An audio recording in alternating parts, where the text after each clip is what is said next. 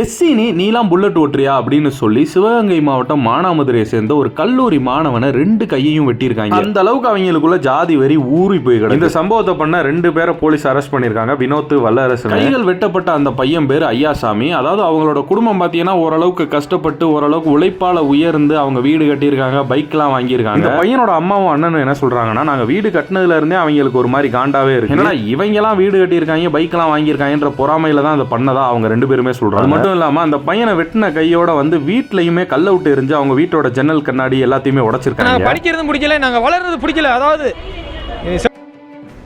மேல வர்றாங்க அப்படின்ற வளர்ச்சி வந்து அவங்களுக்கு பிடிக்கல.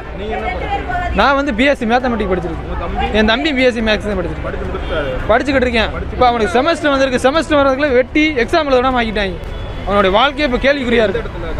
கரெக்டாக கணக்கில் மனிதனை கூட மதிக்கிறதே இல்லை. ஊர்ல மதிச்சிருந்தா ஏன் இவ்வளவு நடக்குது? இந்த முழு பேட்டியுமே நான் பார்த்தேன். அந்த பையன் வந்து அவங்களுக்கு அவ்வளவு தண்டனை கொடுக்கணும், இவ்வளவு தண்டனை கொடுக்கணுன்ற மாதிரிலாம் எதுவுமே பேசல. எங்களை அவங்க சரிசமமா இல்லை, எங்களை ஒரு மனுஷனாவே பார்க்கல. அப்படி பார்த்திருந்தா ஏன் இதெல்லாம் நடக்குது? நாங்க மேல வரக்கூடாது, நாங்க பைக் வாங்கக்கூடாது, நாங்க வீடு கட்டக்கூடாது, அப்படியே கீழேயே இருக்கணும், மேலேயே வந்துடக்கூடாதுன்ற மாதிரி எதிர்பார்த்துக்கிட்டே இருக்காங்க அப்படின்ற மாதிரி தான் அந்த பையன் ரொம்ப உருக்கமா பேசியிருந்தான். இந்த மாதிரியான ஈன புத்தி உள்ள ஜாதி வெறியர்கள் இருக்கும் வரைக்கும் இந்த நாடும் நாட்டு மக்களும் நாசமாய் போகட்டும்.